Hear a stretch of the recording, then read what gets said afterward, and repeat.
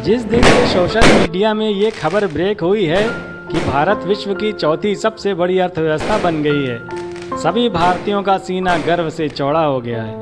लोग अपने अपने ढंग से इस घटना को सेलिब्रेट करने में जुट गए हैं। चारों ओर आतिशबाजी का माहौल बन गया है। आइए देखते हैं लोग इस इवेंट को कैसे अपने अपने ढंग से सेलिब्रेट कर रहे हैं। ये ट्रैफिक इंस्पेक्टर इस अवसर को यादगार बनाने के लिए हर एक ट्रक ड्राइवर को एक बड़ा गिलास लस्सी का अपनी ओर से फ्री बांट रहा है, लेकिन अफसोस ड्राइवर लस्सी पीने को तैयार ही नहीं हो रहा है। हमारी इकॉनमी को आगे बढ़ाने में जितना योगदान ट्रक ड्राइवरों का है, उससे ज़्यादा योगदान हमारे ट्रैफिक इंस्पेक्टरों का है। कितनी उगाही करनी पड़ती है।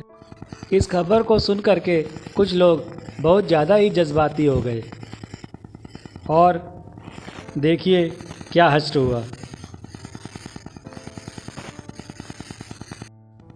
अब यहाँ देखिए, दक्षिण और वामपंथियों में इस अचीवमेंट को लेकर मतभेद इतने उभर आए कि हाथापाई की नौबत आ गई। दोनों इसे अपनी अपनी उपलब्धि बता रहे हैं। सुख, आनंद, उल्लास की अनुभूति मनुष्य मात्र का गुण और अधिकार नहीं है। इस पर पूरी प्रकृति और जानवरों की भी भागीदारी है और यहाँ पर ये सांड भी इस उपलब्धि पर गर्व जता रहा है। यहाँ इन दोनों महिलाओं की तकरार का मौजू भी अर्थव्यवस्था ही है। एक कह रही है कि जैसे ही मैंने अपना आईफोन खरीदा, भारत की अर्थव्यवस्था ने जापान की अर्थव्यवस्था को पीछे छोड़कर आगे का रुख कर लिया।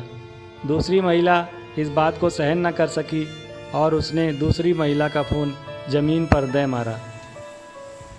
सबसे हैरान परेशान करने वाला तबसरा फ्रांस से आया, जहां इस बात पर क्षुब्ध होकर कि भारत की अर्थव्यवस्था दिन दूनी रात चौगुनी विकास कर रही है, राष्ट्रपति मैक्रों की पत्नी ने उनके मुंह पर एक हल्का सा तमाचा जड़ दिया कि आखिर तुम किस खेत की मूली हो, तुम कब कुछ कर दिखाओगे।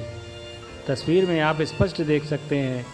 वैसे आप सबको वाज़े कर दूं कि मैक्रों की पत्नी उनकी मां का भी रोल निभाती हैं, क्योंकि वो मैक्रों से उम्र में 25 साल बड़ी हैं।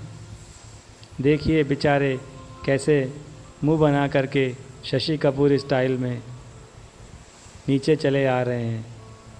पत्नी उनके साथ हाथ में हाथ भी नहीं डाल रही हैं, बस इसी तरह से निभ रही है, कट रही है।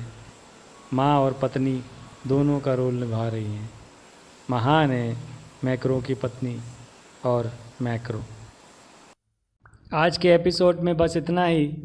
फिर किसी नए हालात, किसी तबसरे के साथ आपके सामने फिर उपस्थित होंगे।